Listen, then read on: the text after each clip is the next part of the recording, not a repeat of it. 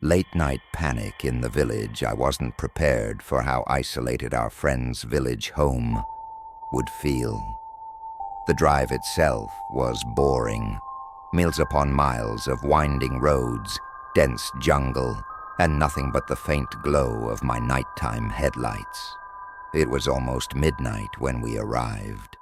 My friend greeted me with a warm smile, but something about her house, the way it glowed in the moonlight, put me on edge.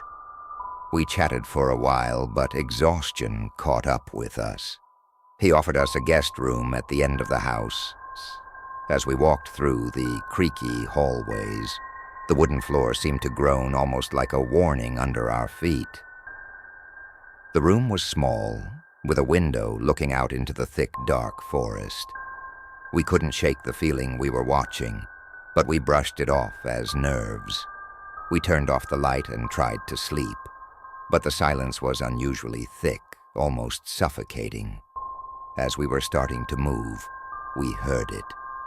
A soft, scraping sound.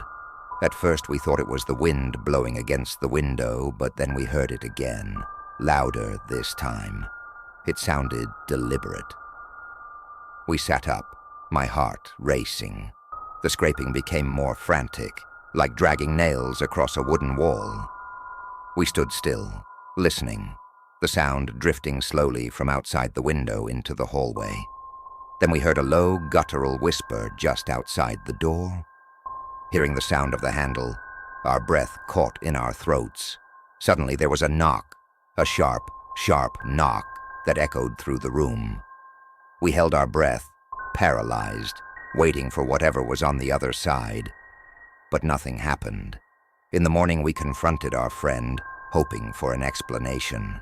He looked at us with tired eyes and said, "You have heard, right?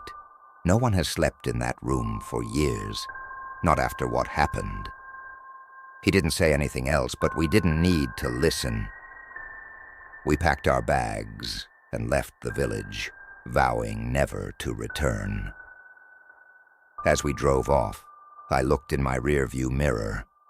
For just a moment, I thought I saw a figure standing by the house, watching us leave.